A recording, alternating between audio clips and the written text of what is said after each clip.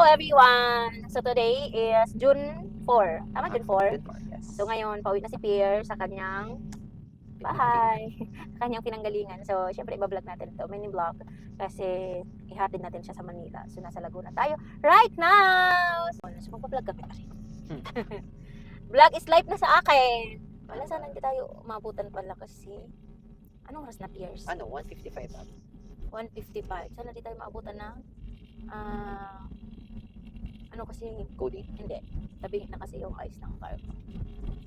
Pwede ko naman pa-ice doon sa kanila. Anyway, yun lang. Ayan si Pierce. Kaway ka naman dyan, Pierce. Hi. So this vlog, at ma-upload na ito. Nakailang vlog na. Nakailang vlog na kasi kami ni Pierce. Hindi ko pa na-upload. So this time, I think ma-upload na siya. Sana.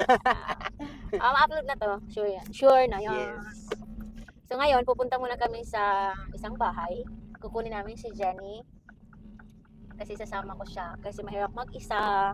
So ayan, Pierce, pakilala ka sa vlog ko. Hi everyone. So this is Pierce, aka the Digilangan from Isabela. 19 years old tayo and actually ginagawa lang naman natin to part-time. And super grateful din ako sa community natin kasi ayun, we have founder na supportive and super mapagmahal din sa mga tao na mga tinuturuan niya. And aside from that, syempre, maganda kasi yung community natin kasi kumbaga ang usapan is more likely hindi lang pagyaman pero kung paano mo tutulungan ang bawat isa.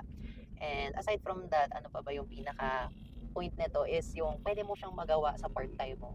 Yung habang nag-aaral ka, pwede mo pagkakitaan yung free time mo. Lalo na sa mga estudyante, kahit sabihin natin busy tayo, may mga times na nakakapag-TikTok, nakakapag-scroll pa din. So why not, diba, yung time na yun pagkakitaan? Yun. And syempre ngayon, ano yung hawak mo dyan? Ano to? iPhone na bagong bili. Brand new pa nga eh. Ayan, tignan nyo. So, katas Sweet to box. ng TGT Masterclass and katas talaga to ng online. Kaya, very grateful ako kasi parang sabi ko, sino ba naman ako nagsimula dati? Isang estudyanteng, mabuting estudyante na palamunin na sabi natin line of 9 of grades pero wala namang ambag sa bahay, parating palamunin na lang ang bansag, and kahit with honors, wala namang pera. Kaya, nung na-encounter natin to, na-realize ko, kaya pala, masarap naman pala, mas masarap talagang mag-aral ng may own money kaysa nag-aaral ka ng sinusumbatan ka. True. Dito kami bumibili lagi ng pasalubong. Nagsasabi ka rin after pag mag-video ka? Oo, kasi minsan bawal, di ba, ang video. Oo. Hi guys, so andito tayo sa, lagi namin binibilhan sa may mga pasalubong. Bigyan natin si Pierce. Ay. So dahil hinalp tayo ni Pierce, ayan, okay naman. So, bibilhan natin yung mama niya. Kuha ka na ayun. Bibilhan natin siya ng pasalubong. So dito tayo bumibili from Bicol, papuntang Davao, Agusan. So bibili tayo ng pasalubong. Para hiningal ako. Ayan. So, ayan. Hawakan mo lang yan, tapos magpipick ako. Sige.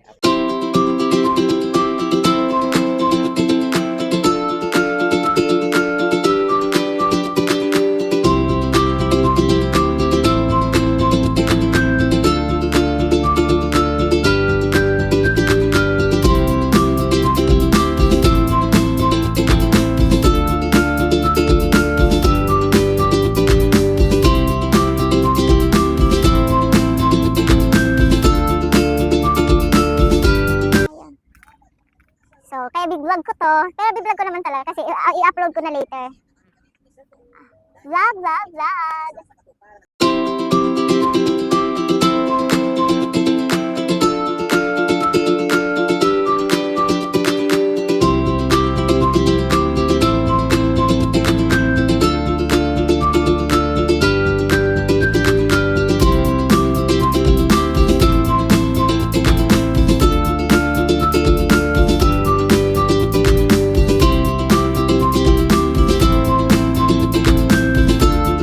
Tumakbo yung hindi ka daw kasi yung nagbabayad eh.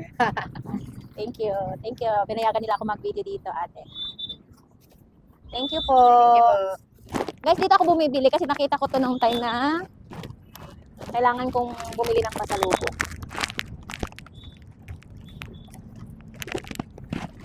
Yes, pasok na. Ilagay mo sa likod.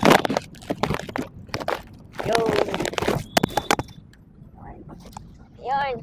So, nakapagpasaya na naman tayo ng batuta. Hi guys! I'm back. We're back. Hi. Kain kami kanina. Nasundo na namin. Nasundo na Ang namin. aming prinsesa. Siya ang ano namin ngayon. Chaperon. Chaperon. Siya ang princess namin. Kasi kami ay... Maglalakbay. So, habang driving tayo, going Manila, so magkakwentuhan tayo with Pierre. Yes. So, kanina, nabila na natin ng pasalubong ang mami niya kasi hinalp tayo ni Pierce sa mga bagay-bagay, mga teknikaro. So, ngayon, it's time to give back. Pero kay mother, or hindi naman kayo kasi kay mother niya parang may quit na sa food. So, sa kapatid niya. Okay? So, right now, andito tayo going to Manila na. And, andyan si Jenny sa lab. Pwede naman siyang sumigaw. Kaya lang nakamay tayo so hindi niya maririnig. Okay? So, pwede naman siya mapigil ng mic. So, ganito na lang, Pierce, ang usapan natin, no? So, kailan ka nga nag-start talaga? Yung pinaka-exact. Alam mo pa yung pinaka-exact na pag-start mo sa EGG? Date? March. March 27 yata yun, pero March 30 ako nagpadala. Okay, March 27 encounter mo. Tapos, March 27 ako nag-decide. And March 30. Pero, matagal bago ka bumalik. Oh, parang It March takes time 12. Oh, March 12 yata nung na-encounter ko to. Inside naman pa rin. Kaya parang super, syempre, may doubt, natatakot. Kasi, 15 years old pa ako noon. Anong alam ko? Mamaya, scam na naman, di ba? Na baka hindi natin alam kung legit. So, it took time. Tapos, umattend lang talaga ako ng Zoom. Before ako napadecide, nakita kita. Oo. So, ngayon, yung, di ba, 15 years old ka? Mm-mm. Bakit? Okay naman yung mama mo, di ba? May work naman siya. Ba't ka nakaisip magkaroon ng, ng pushing na magkaroon ng interest sa online? Ano yung nagpa-push sa'yo? Sa akin, nakakapagod kasi yung, alam mo yung wala kang pera ng sarili mo. Na, Grabe naman, 15 years old ka pa lang nun. pero syempre kasi, andun tayo Ramdam sa mo na? point, andun tayo sa point na hindi tayo pwede parating nakaasa Humingi. sa magulang, sa ano. Kasi, iba naman yung pera nila sa pera natin. Ang parang nasa isip ko talaga nun kasi, I want to be successful before 18, before mag-mature na, I want to have my own money na hindi puro sa kanila. Kasi mahirap kapag honor student ka nga, wala kang pera, pero wala kang masasabi sa kanila dahil sila ang nagbibigay sa'yo. So, gusto ko mahawakan yung sarili kong buhay na may own ako at the same time nakakatulong ako. That's why gusto ko ng own money. So, nung nakita, may duda ka, di ba? So, ngayon, 2022 yun? 2022? 22? 2023. 2022 ka din ba nag-decide mag full time? Yes, 2022. That was way back August. Nung nakausap mo rin ako. Mag-August na ngayon. Okay. First time kita nakausap ng call nun app. Kasi dahil syempre nakita na kita sa Zoom. At ano ko sa'yo, tingin ko talaga sa'yo. Parang ang hirap naman nata nito kausapin. Aba na. Nakakatakot yata to kausapin. Kasi parang, alam mo yung personality niya, napaka-strong eh. Parang ang hirap yata nito i-approach kasi millionaire, maker, tapos ang dami mga tinuturuan na kumikita. Paano pa kaya ako nabaguhan? So parang, ayun. Tapos nag-message ka sa akin nun. Gusto mo ba mag-full time? Gusto mo ba experience na mag-full time? Anong pinaka-exact date ng nag-full time ka? That was August 27 nung nagpunta ako. Date yun na magsasyakol dapat kayo. Magsasyakol nga kayo. Yung banda. Tapos, Parang ano yun quarterly event or quarterly. quarterly event? So parang nagkaroon tayo ng nun sa community, parang event. Tapos andun ako. Pero hindi ako kasama dun sa event na yun. Naiwan ka. Tapos, kailan ka nagkaroon ng ilang taon ka sa hub? Parang sabihin natin 3 years ata. 22, 3, 4, 5. Sa bagay. Tama. Almost 3 years. Or more than 3 years. Parang ganun. Ano naman yung pinaka na-experience mo sa hub na hindi mo makakalimutan? Yung pinaka-worst. Marami. Marami. Marami. Hindi, yung ano na lang, worst pero related sa business. Yung worst pero related sa business. Wait lang, parang wait lang. Yung worst talaga, nung naranasan kong walang pera na pumapasok sa akin, kahit nandun ako, yung naranasan ko na, wala akong pambayad, yun yung time na parang nadurog yung pride ko. Kasi ma-pride akong tao eh. Kumbaga, honor student ka, di ba? So parang nasa isip natin, dapat, kung kaya nila, kaya ko din. Hindi pwedeng wala ako. So parang tayo yung nakikinig, pero deep inside may una attitude. Ay parang sino ka ba? Bakit kita susundin? May ganun na attitude. Pero nadurog ako sa ganun na point na kahit sabihin natin susunod, pero wala pa rin kasi na-realize ko may something inside sa akin. So parang hanggang sa unti-unti ako nagkaroon ng discovery sa own self ko na okay. For short, yung nasa hub ka naman pero wala kang pera. That's the worst. That's the worst. The scenario na feel mo. So, bakit nung time na wala kang pera, bakit hindi ka nag-quit? Or umayaw? Or nag-give up? Kasi may pangarap ako eh. Kumbaga, nagpunta kasi ako ng Manila, parang pinanghugutan ko, nagpunta ako ng Manila para sa pangarap ko. Nakapangit naman tingnan, nababalik ako ng ano namin, probinsya namin, na wala nang ang buhay sa probinsya namin. Babalik pa ako doon ng walang resulta.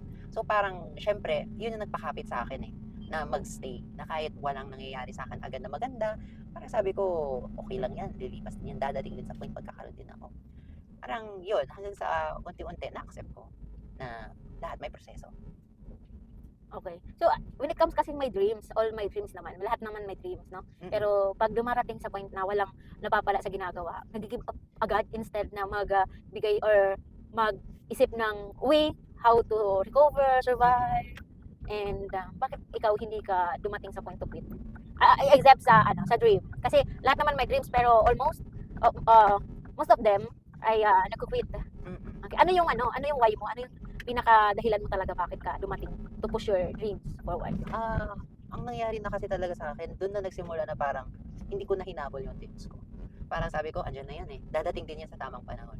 Parang ang pinaka-pinanghugutan ko na talaga ng lakas, bagong lakas, is yung community.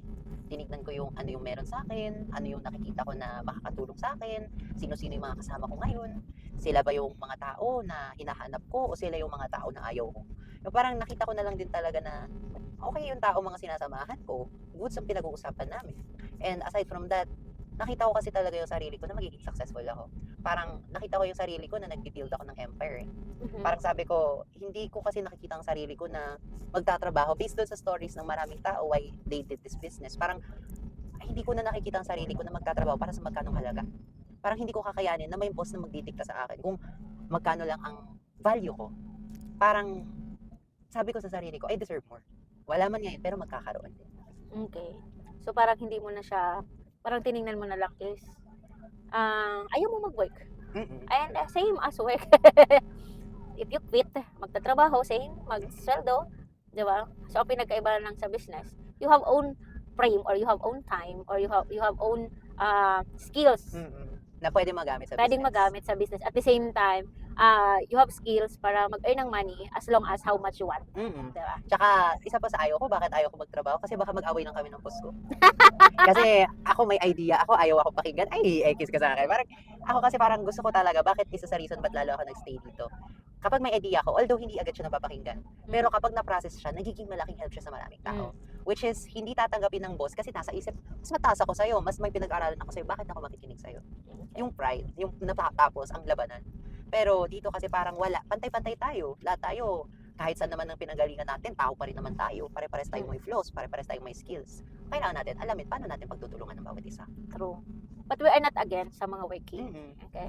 So parang it's our own pananaw. Kasi ako, I'm working for 7 years before. Ngayon, ang tanong ko naman, ano yung pinaka-biggest lesson mo as full-timer na mas lalong nagpakilala sa katauhan ni Pierce? Lesson. Maraming biggest lesson sa akin. Kasi every time na may nakakahalubilo tayo or nakaka-connect, meron tayong nakukuhang lesson na which is, yun ang nagpa-impact sa atin tuloy. Kasi ako ang dami. So ikaw, gusto ko ikaw kasi ikaw yung bida na, yung bida sa vlog na to. Yung biggest lesson, lesson yung talaga. parang nagpa-impact sa'yo na may mangyayari kay Pierce pagdating dito sa ganitong business. Yung biggest lesson talaga, hindi na yung, nung dumating ako sa point na napagod na ako sa motivation and inspiration, yung time na parang natanggap ko sa sarili ko na ako ang gagawa ng sarili kong kapalaran. Na wala akong pwedeng asahan na kahit sino man. Kasi parang noon, parang sanay ako na may inaasahan talaga. Yun ang nahirapan akong itawid And naging lesson siya sa akin. Dahil makakonect ko siya dun sa una, bakit wala ako naging result noon. Kasi sanay akong umasa. May naasahan ako, may magulang ako, may tita ako na nag-help sa amin. Pero nung naalis ko yun, nung nasabi ko, unti-unti ko napatunayan sa sarili ko, kaya ko palang tumayo sa sarili kong paa nang walang tulong ng kahit sino na from my family. Doon parang unti-unti ako nagkaroon ng belief and lesson sa akin na kaya ko pala na i-survive ang sarili ko kahit walang kahit sino. And yung isa pa ng biggest lesson sa akin as full-timer, ano pa nga ba? Parang ang dami kasi Pero yung pinaka-biggest lesson ko, hindi ko na alam Parang ang dami nga kasi pero hindi ko na siya maisa-isa. Sige, go. Hindi, pero ang ganda nung sinabi mo, kasi which is, ang daming lesson nga, ang daming lesson, ang dami nating ang daming binigay as our na lesson to push forward our Parang may naalala na ako. Oo. Ito yung biggest lesson ko nung natuto na akong i-discover yung own sarili ko, yung own voice ko, Mm. rather than makinig sa ibang tao. Mm. Kasi dati, parati akong nagda-doubt. Until na, may doubt naman. Parang, kaya ko ba to? Kailangan ko ng second opinion? Kailangan ko ng ganito? Overthinker kasi akong tao eh. Parang ang hirap sa akin na mag-go sa isang decision na hindi ako sure. Pero ang naging biggest lesson sa akin, na naging full-timer ako, is nung natutunan kong i-accept yung sarili ko na ako. Nung hindi ko na pinilit na manggaya ng kahit sino. Kasi parati tayong ngunyango eh, para tayong kamelyon eh. Malaman mo lang yung ganito, gagayahin agad eh. Pero ngayon, sabi ko, okay, skills nila yan, dyan sila magaling. Hindi ko na kailangan maging magaling dyan. Ako may sarili akong skills na kaya kong i-ambag sa sarili ko at sa maraming tao. Yun ang parang pinaka naging biggest lesson din sa akin. Okay. Pero ang ganda yung point na sinabi mo na nung hubber tayo, sa mga nanonood, yung hub po na tinatawag namin, yun po yung tinatawag na namin ngayon na Golden Cup Academy, na which is full-time mo siyang gagawin inside ng isang condo or bahay na kasama lahat ng dreamers dito sa The Golden Gate. Yes. So, true, may point ka kasi same naman tayo. Same tayo ng parang naging feeling. Kasi ako, bakit ako nag-push forward talaga? Even mahihayin ako, hindi ako marunong sa ganitong business. Yung tipong, ang natutunan mo, which is 100% check, yung paano ka mabubuhay with your own ginagawa pa. Kasi, totoo yun, ako, yun din ang isa sa mga nag-impact sa akin na paano ako mabubuhay kung hindi ako gagalaw? Paano ako mabubuhay kung hindi ko gagawin yung pinapagawa sa akin? Yung moment na lahat sila kumakain tapos ikaw wala kang pagkain. Then mag-iisip ka na, pero alam mo, legit talaga yun. Yun talaga yung isa sa mga nagpa-impact sa akin. Yung paano mo buhayin yung sarili mo na wala kang aasahan, even mother. Kasi siguro kaya I love networking, I love this business kasi tinuruan talaga tayo na maging matapang sa maliit at malaking bagay. Yung ganun. Kasi maliit na bagay yung itawid mo yung pangkain mo everyday, but masarap itawid yung pangkain mo everyday na hindi na humihingi sa parents. Totoo. Di ba? Tsaka tinuruan din tayo na ang isang bagay na kala mo imposible, kaya pala maging posible. Yeah. Kaya I'm so proud, Pierre, sa'yo kasi at least ngayon, parang hindi 15 years old yung kausap ko. And si Jen, andyan. Okay ka lang dyan, Jen? Jen, hi! Dito ka sa gitna. Sa gitna ka. Mag-ano pa kita sa vlog. Mamaya, magbablog man tayong dalawa, pero sabay ka sa amin. Kasi baka magsabi yung viewers ko, sino kaya yung nasa likod nila? Extra. Itong vlog na to, kakaiba tong vlog. Alam niyo, yung vlog na to talaga naisipan lang namin. Naisipan On the lang spot. namin on the spot kasi wala kaming ganito pala yung mga vlogger, no? Nag-isip talaga ng mga content. Pero, I'm a negosyante, not a vlogger, but pwedeng negosyante vlogger. So, ngayon, ito pa Pierce, di ba? You are 15, nag-start, and ang dami mong lesson, ang dami mong natutunan. Ano yung, after kasi ng full-time mo, umuwi ka na, no? So, pero sa tingin mo ba naka-help yung pagpo-full-time mo sa ginagawa mo ngayon? Big help. Big help. Ano yung naging big help sa'yo na kahit nasa labas ka na right now, ay tuloy-tuloy pa rin na nag-earn at the same time ay nakakatulong sa iba, at the same time natutulungan din yung mga personal gusto? So, una, nagkaroon ako ng self-discovery. Nahanap ko yung sarili ko. Nahanap ko yung ano nga ba talaga ang gusto ko sa buhay. Dahil kahit sabihin natin honor student tayo dati, pero para tayong walang kaluluwa na hindi natin alam saan tayo patutungo. After nito, ano ba ang susunod na gagawin?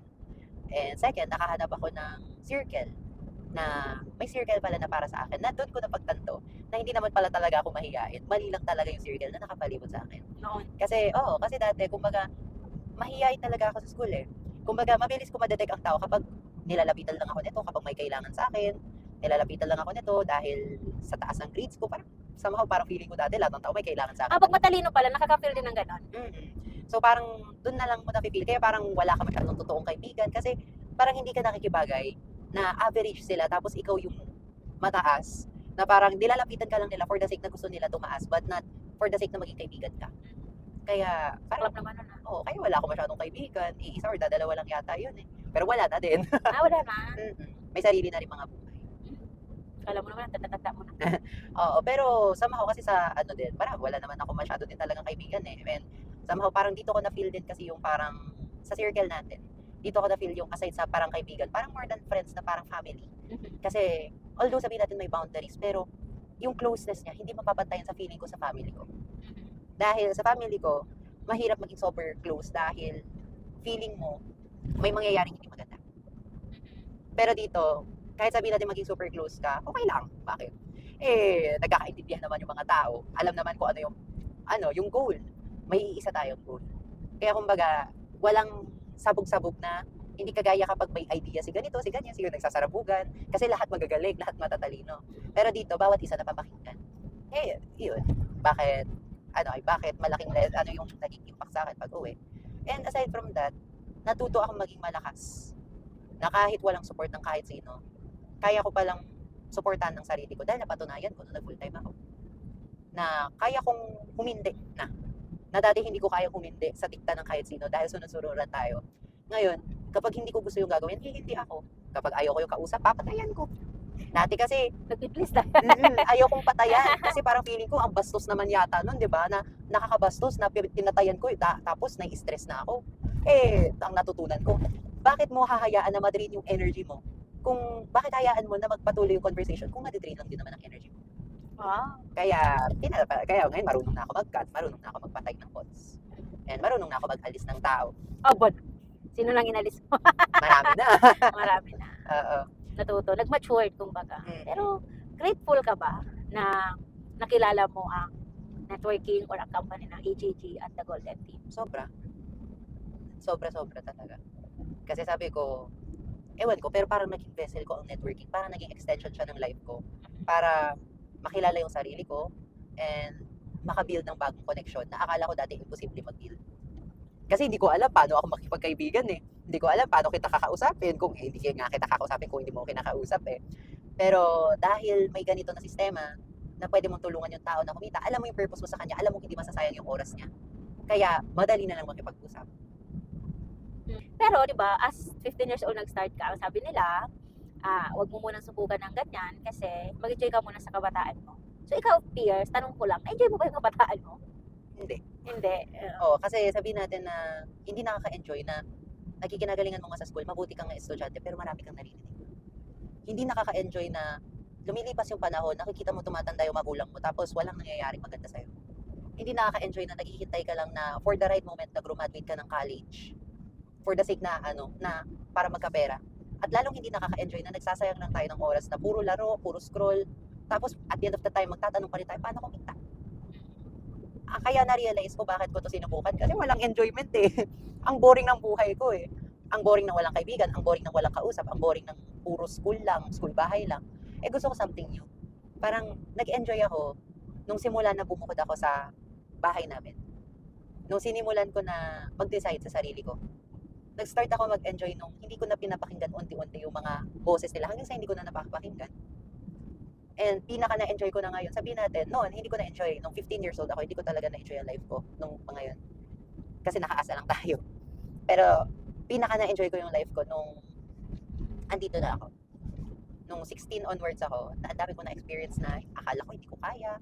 Ang dami ko na-experience na akala ko hindi ko na malalampasan.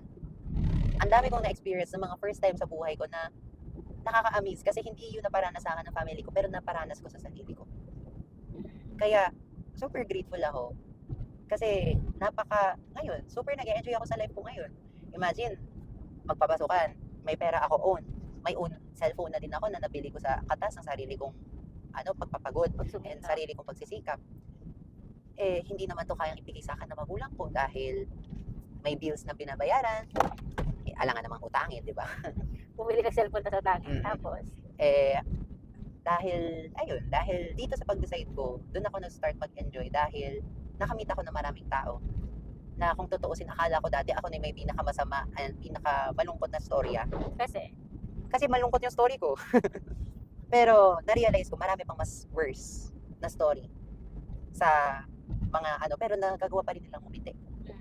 Kaya doon ko unti-unti na-appreciate, ang saya pa pala ng buhay ko. Kailangan Hindi ka pa pala yung pinaka-worst. Mas may worst pa pala. Kaya doon ko na-appreciate lalo na sa buhay, hindi naman kailangan na agad-agad magaling tayo. Hindi naman sukatan ng edad kung ano man yung kailangan mo para maging successful. Ang daming mga bata ngayon na successful eh. Mga mindset nila ang kaganda. marami din ngayon na mga edad na 40, 50 pero nakaasa pa rin sa tulong ng ibang tao. Kaya hindi sukatan ng edad para magbigay ng knowledge, magbigay ng wisdom, kasi nasa experience yan kung ano na-experience mo sa buhay. Ang ganda kasi ng wisdom pag from experience. Totoo. Diba? Iba ang experience ng isang tao sa isang tao, kaya hindi natin pwede pag-compare na, taka pa lang, paparating, pabalik na ako. Most of the time, yan ang sinasabi ng matatanda. Pero iba ang naging experience sa matanda sa bata. Hindi mo pwedeng sabihin sa kanya yan, kasi malay mo ba, saan ba papunta yan? Hindi mo naman alam kung same kayo ng tatahakin na landas eh. Baka empleyado ka, siya negosyante, mas mayaman pa sa'yo yan kahit dating ng panahon. Totoo. Yun ang nakakapagod.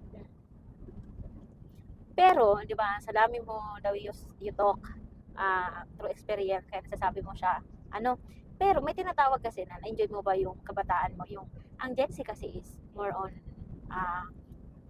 friends, school, the same time, luho na from parents, di ba? Kasi, minsan nagtatanong din ako or minsan napapaisip din ako, you have regrets ba na nag-start kang maging open mind sa business sa edad na 15 years old? Actually, I have a little.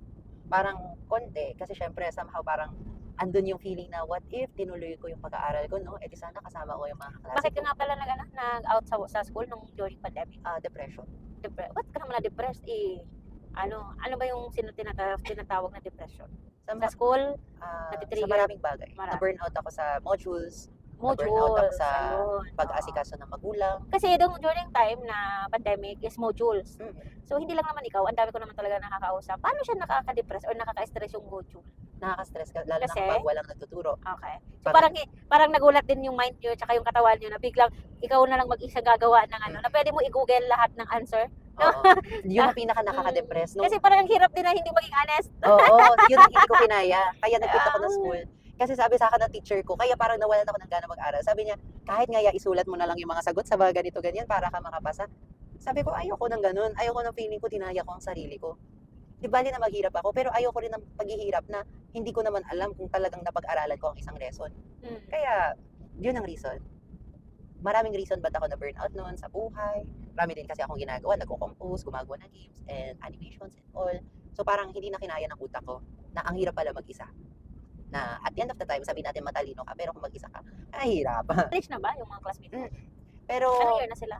First year, college this coming Pero na-realize ko, everything has a purpose. And may sarili akong proseso. Sabi ko, alangan naman na pilitin ko yung sarili ko noon. Pero kapalit naman noon is buhay ko. Malay ko, hindi ko alam kung buhay pa ba ako noon Kasi alam ko lang mag-aral, nakakapagod Kaya somehow sabi natin, yes, there's regrets, konti. Pero never ako super nag-regret na pinili ko maging open-minded sa business kasi it produced me a lot of results na mga hindi rin naman nila nakuha. So fair lang. Nakaganti sila dun sa sa grades na yun, nakapasa sila. Ako naman nakaganti, marami pera. Okay.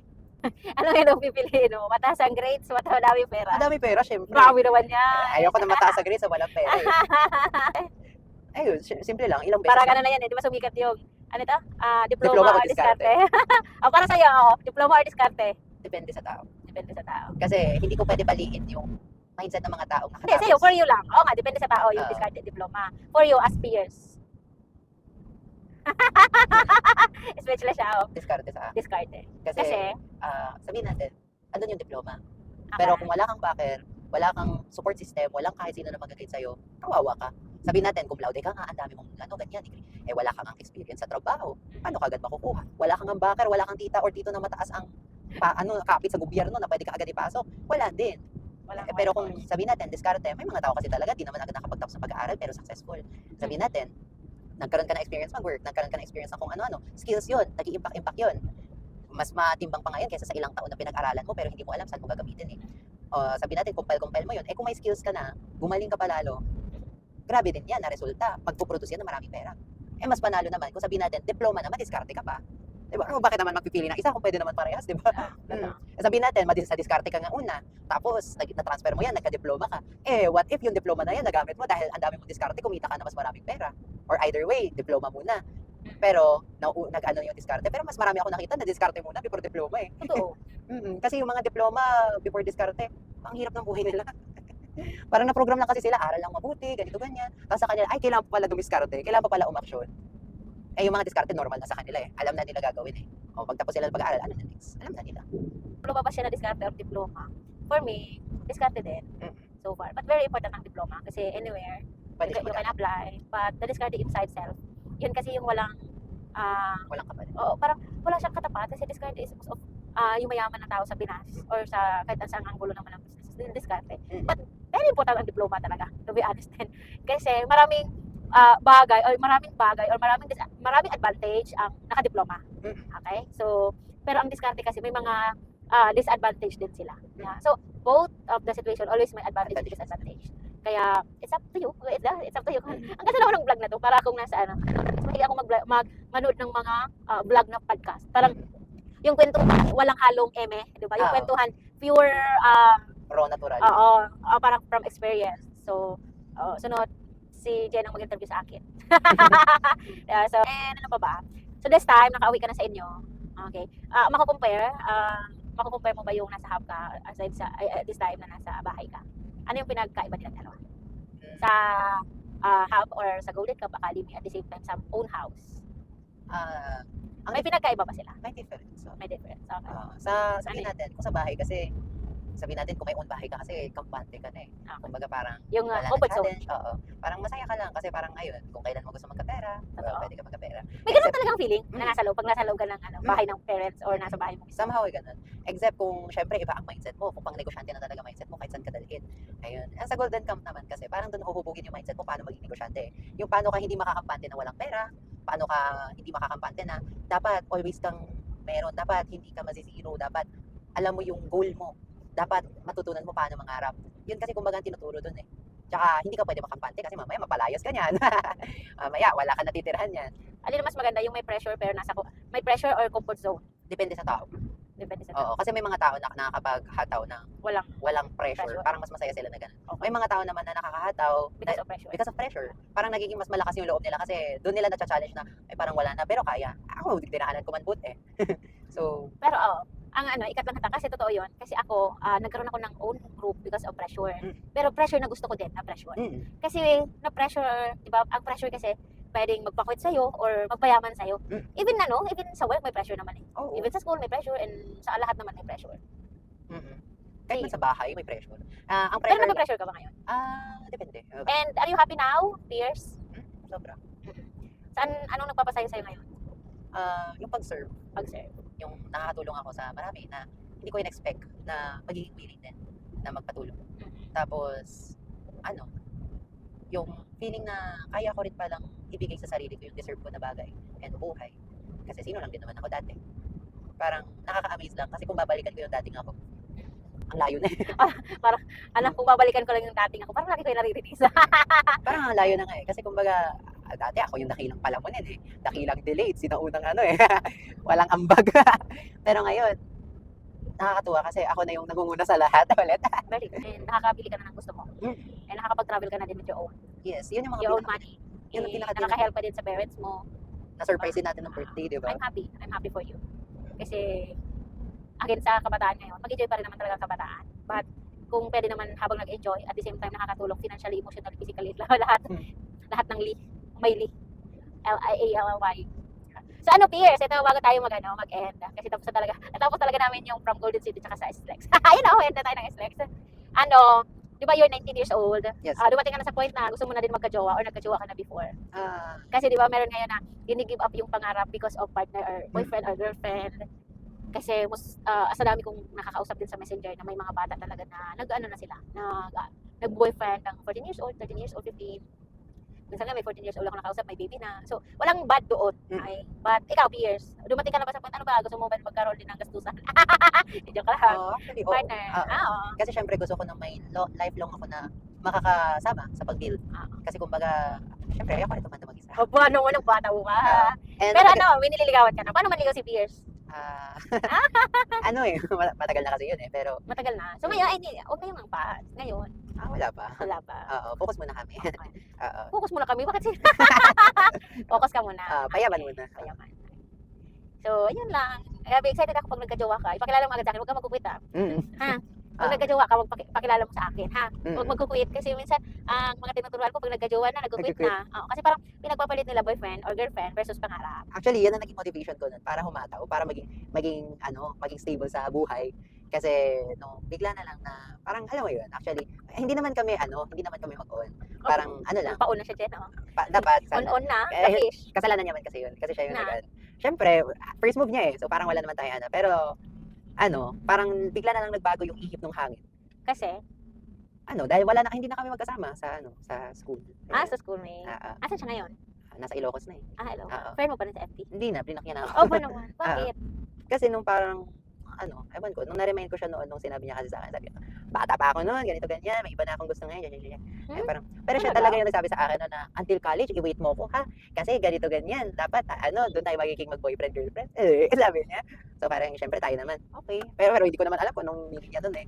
Pero tumagal, so parang, naligawan, so parang, always binibigyan ng letters, ng chocolate, ng ayun, lahat ng mga pambaon and anything, kahit malayo na, nagpapadala pa rin. Mga libro and stuff. Tapos, nag-request kasi sa akin yun, grade 5. Sabi niya, lipat ka na, gusto ko graduate tayo same school. Sabi ko, hindi pwede eh. Kasi tita ko nagpapaaral sa akin eh, sabi ko. So, doon na nag-start yun, na parang, naghanap siya ng iba. Aba, naghanap siya ng iba. Pinagpalit si Pia. Pinagpalit, nakakatawa nga isipin, di ba? Elementary, ganun na. Ang landi. Pero, Hindi naman siya totally love.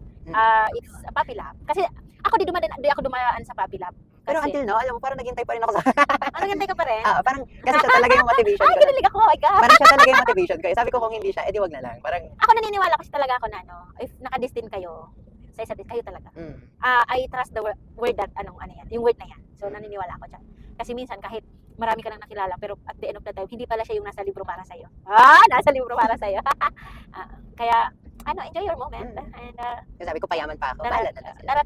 darating ang point na yan. Basta ako ang magiging tips ko lang sa'yo, kung ma-in love ka, don't give up your dreams because of someone na pwede mo naman gawin yung pangarap mo, kasama siya. Gets mo? So, kaya sana sa mga nakakapanood na gini-give up yung pangarap because of someone, so keep it up. Okay, so before tayo mag-end again, yung dami na ganyan. So, nasa EDSA na kami po right now. Okay. So, hatid ko siya sa May Cubao. Piers, yung nilook forward mo sa AGG at sa The Golden Team at ano yung pinagpipray mo kay God na ibigay sa'yo 1 year to 5 years from now? Ang nilook forward ko, mas marami akong maturuan na kumita na malaki. Yung Gaano siya kalaki? 6 to Specific. 7 digits. Okay. O parang gusto ko mag-build ng Nasa 10 to 100,000 100K. Kasi, sabi nga, kung mangangarap ka or magdi-declare ka kay God, Akin, not income lang, magkano? Diba? Kasi once na nag-declare ka, naglabas sa bibig mo, ibibigay siya sa right moment. Kaya kasi ako, every time na nagpe-pray ako, every time na nagdi-declare ako, lagi kong sinasabi yung amount, sinasabi yung gusto, like kung sasakyan naman, anong kulay, anong sasakyan, diba? Ilang seater, kailan. So minsan hindi naman talaga siya binibigay or agad-agad. Sige, ano pa yun? Car. Ayan. Kasi nakapagod na rin makipag-away sa tricycle.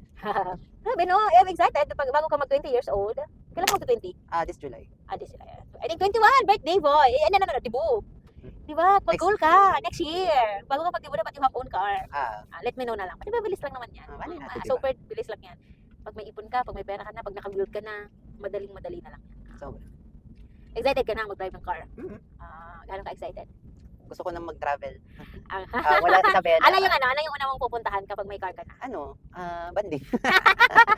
Laguna pala yun, no? Oo, gagawin nating 3 hours yung 6 hours. Parang magiging happy yung parents mo and mga kapatid mo pag nag-drive ka na ng car mo. No, so, walang posibilidad, Piers. Kunting kwento lang.